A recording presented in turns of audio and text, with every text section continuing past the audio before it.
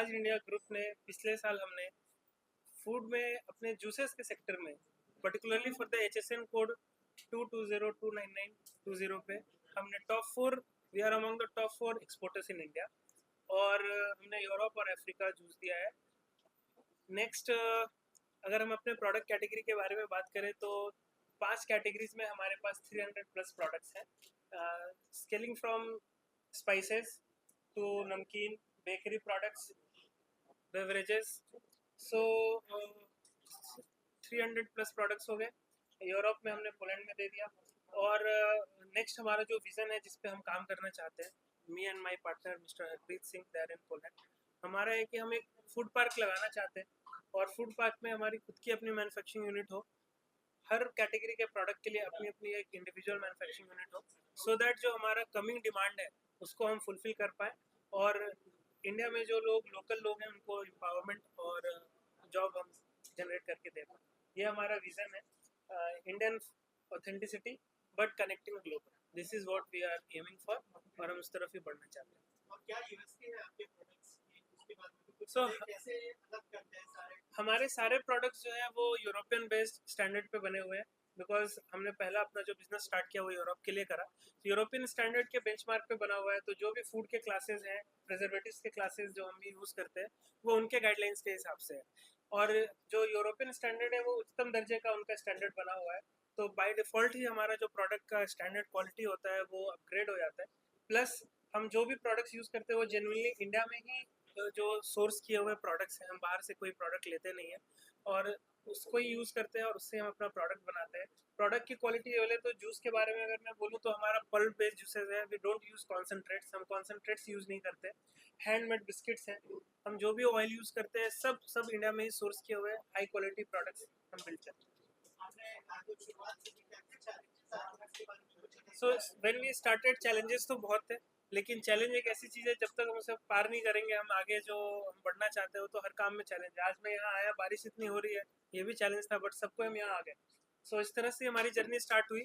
Export करना था तो एक्सपोर्ट का कोई आइडिया नहीं था, but government, thanks to government, उन्होंने जो पॉलिसीज बिल्ड करी है उससे हमें बहुत हेल्प हुआ। आगे भी हम जो प्रोजेक्ट का प्लान कर रहे हैं टू मेक एटलीस्ट कि एक हमारा अपना मिनी फूड पार्क तो हम बना पाए, 50 करोड़ का हमारा ये प्रोजेक्ट है। तो उसमें गवर्नमेंट की सब्सिडीज़ पे भी हमारे बात चल रहा है, उनका जो गाइडलाइंस है और जो उनके रूल्स रेगुलेशन है उनको हम अगर मीट करते हैं तो दे हैव एश्योर्ड अस कि हमें उनसे हेल्प मिलेगा। Yes. और गवर्नमेंट की तरफ से जैसा आपने बताया कि क्या क्या मतलब कितना इजी हुआ ये प्रोसेस अगर मैं इजीनेस पे बोलूँ तो अगर जो डॉक्यूमेंटेशन का प्रोसेस है किसी न्यू कमर के लिए, हमें कोई ऑफिस जाना नहीं पड़ा मुझको। अगर इंपोर्ट एक्सपोर्ट का लाइसेंस चाहिए ऑनलाइन पोर्टल पे आपके लिए अवेलेबल है, प्लस क्लियरेंस का काम ऑनलाइन हो जाता है, सब कुछ हमें डिटेल मिल जाता है। एपिडा के वेबसाइट पे मुझे कनेक्ट मिल जाता है कि कोई ऐसा बायर चाहिए, because a new comer what we need is the new business, हमें नया बिजनेस चाहिए, नए लोग चाहिए जिनसे हम कनेक्ट कर पाए। तो उसके लिए एक ऑथेंटिक प्लेटफॉर्म गवर्नमेंट ने अच्छा बिल्ड किया हुआ है जहाँ पे हम कनेक्ट हो सकते हैं एपिडा का, उससे भी हमें बहुत हेल्प मिलता है। इन प्रोडक्ट्स के अलावा और कुछ प्लानिंग है और कुछ एड-ऑन्स आ रहे हैं या कुछ यूनिक लेके आओगे? हाँ, हमारे पास जो अभी कमिंग अपलाइन प्रोडक्ट्स हैं जिस पे हम वर्क कर रहे हैं वो है इंडिया का स्पेशल टी, जो इंडिया में ही सोर्स होता है और हम उसको एक्सपोर्ट करना चाहते हैं, बाहर के विदेश के देशों में देना चाहते हैं। और प्लस हमारा ऑयल पे काम चल रहा है, we are about to launch our own oil. Oil में जैसे कि हमारा सीसम ऑयल होता है, उसके बाद सनफ्लावर ऑयल होता है, सब organic and cold press oil जिस पे हम काम कर रहे हैं। ये हमारे फ्यूचर प्रोजेक्ट्स हैं जिस पे हम वर्क करेंगे।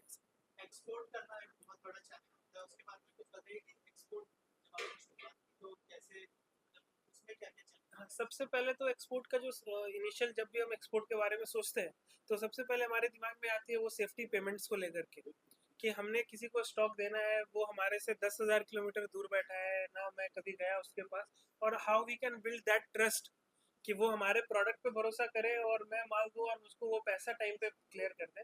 इसके लिए गवर्नमेंट ने बहुत अच्छा सेटअप बनाया हुआ है जहाँ पे बैंक को गारंटी मिल जाती है बीच में, और गवर्नमेंट के कुछ कम्युनिटीज़ बने हुए हैं पोर्टल जहाँ पे जिनके थ्रू अगर हम डील करते हैं तो गवर्नमेंट टेक्स द रिस्पॉन्सिबिलिटी कि आपका पैसा कुछ होता है तो वो फिर उसके आगे उस पर काम करती है। तो ये चैलेंज हमने फेस करा। दूसरा जो चैलेंज हमें आता है इसमें वो ये है कि फॉर अस एक्सपोर्ट करने के लिए आपको क्या चाहिए कि सारे लाइसेंसेस, क्लियरेंस, ये सारा डॉक्यूमेंटेशन आपके पास होना चाहिए।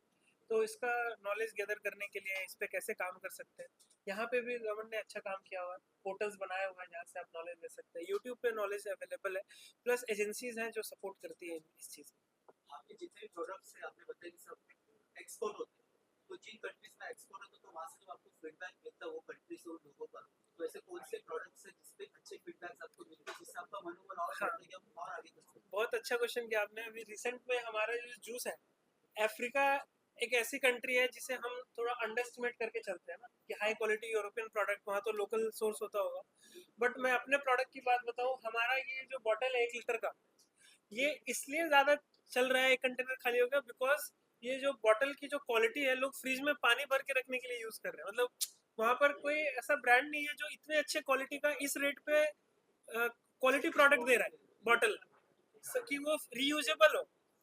तो ऐसे ऐसे छोटी छोटी चीज़ें हैं, मैं फीडबैक के लिए बोल रहा हूँ, जो आपको नहीं पता होता, बट आप when you work on the quality, तो वो लोगों को समझ में आ जाती है चीज़, वो प्रोडक्ट देखते ही, छूते ही, फील होते ही समझ में आता है कि they have worked on the quality of the product. तो ये फीडबैक हमारा उधर से। So international market में आप लोग उस चीज़ से जाते हैं, यस, जो कि बेवरेजेस है वो सब प्रोडक्ट्स है, तो आप अपना प्रोडक्ट्स क्या प्राइसिंग की वजह से चूज करते हैं या कुछ रीजन, या कोई इसमें राइट इंटरनेशनल क्या बात करें, राइट राइट। वहाँ पर क्या चीज़ में अपना प्रोडक्ट आ गया है, हाँ, ऐसी ओके। क्या चीज़ है? So to be very honest, export की अगर मैं बाहर का डायनेमिक्स बताऊँ तो मेजर प्रोडक्ट्स इंडियन कम्युनिटी के लिए है, फर्स्ट ऑफ ऑल। तो जो इंडियन कम्युनिटी के लोग हैं, उनके साथ क्या है कि दे आर लाइक कि जो ब्रांड है जो ऑलरेडी वो खाते हैं उसको वो प्रेफर करते हैं, बट एवरीबडी नीड्स न्यू, और क्वालिटी चूंकि हमारी अच्छी है, तो पिक करने तक का ही चैलेंज है, but once they pick it up तो वो रेगुलर रिपीट यूज में आता है, और that's how we are slow growing, but हमारा रिपीट रेट्स बहुत अच्छा है प्रोडक्ट का। एक बार कोई घर लेकर के जा रहा है तो वो वापस से रिपीट में बोल रहा है कि हमें ये प्रोडक्ट चाहिए आपको, तो इसलिए हमारे रिपीट कंटेनर्स के ऑर्डर्स है। तो जिस कंट्री को भी हमने पकड़ा, so we are not like कि we have multiple countries that we are working, but जिस कंट्री में भी मैं काम कर रहा हूँ, हमारा मंथ का 2 से 4 कंटेनर का ऑर्डर्स वहां से निकल रहा है। So this is the repeatability that we are getting, ये अच्छी बात है हमारे प्रोडक्ट की। इंटरनेशनल टैरिफ भी बहुत सारे होते हैं, आजकल तो टैरिफ वॉर भी चालू है, हाँ हाँ, उससे कितना इम्पैक्ट पड़ता है इम्पैक्ट जैसे तो है, मैं इम्पैक्ट तो है, बट तो सैंक्शंस एंड टैरिफ जो आप बता रहे हैं उस कंट्री में अभी तक हमने ऐसा दिया नहीं है। यूरोप के साथ थैंक गॉड अभी अच्छा हमारा रिलेशन सब चल रहा है, कोई प्रॉब्लम नहीं है, अफ्रीका भी कोई प्रॉब्लम नहीं है। हाँ, बट वॉर की वजह से बीच बीच में डॉलर के प्राइसेस अप हो जाते हैं, अभी हमारा जो फ्रेट चार्जेस है वो बढ़ जाता है। अभी मेरे पार्टी ये बोलता है कि आपके $15,000 का जूस के लिए $4,000 मैंने पे किया सिर्फ transportation, so how I will be viable, मैं कैसे वहाँ बेच पाऊंगा। तो ये तो डायनेमिक्स ऊपर नीचे चलता रहेगा। भगवान ये करे कि पीस, शांति रहे सभी को, सभी देशों में कोई ऐसा प्रॉब्लम ना हो, ताकि हम भी शांति से अपना बिजनेस कर सकें। आने वाले 5 साल में प्रोडक्ट को और आपकी कंपनी को कहाँ देखते आने वाले 5 साल में तो हम बहुत आगे का हो गया। मैं आने वाले 1 से 1.5 साल के अंदर में हमारा मैन्युफैक्चरिंग यूनिट इंडिया में होगा, 1000 लोगों को हम जॉब क्रिएट करके दे रहे होंगे फूड के रिलेटेड ही, डायरेक्टली इनडायरेक्टली, डायरेक्ट फार्मर्स के साथ हम सोर्स करेंगे हमारा प्रोडक्ट। और इंडिया में अगर मैं पर्टिकुलरली इंडिया में बात करूं तो 14 to 15 स्टेट्स हमारा टारगेट है, और 45 से 50 शहरों में हम अपना स्टॉक दे रहे होंगे, और टर्नओवर अराउंड हमारा कम से कम नहीं भी तो 50 करोड़ के आसपास पर्सनल कंपनी का टर्नओवर होगा आने वाले 1 साल। 5 साल में तो बहुत ज़्यादा है, बट आई एम प्रोमिसिंग कि जिस तरीके से मेरी टीम बन रही है और जो विजन है और जो प्रोडक्ट का क्वालिटी है, हम जो टॉप लीडर्स हैं एफएमसीजी के, चाहे वो आईटीसी हो या हम हिंदुस्तान यूनिलीवर को देखते हैं, ताज इंडियन ग्रुप को भी आप उसके साथ ही खड़े देखेंगे 5 साल के। हैं?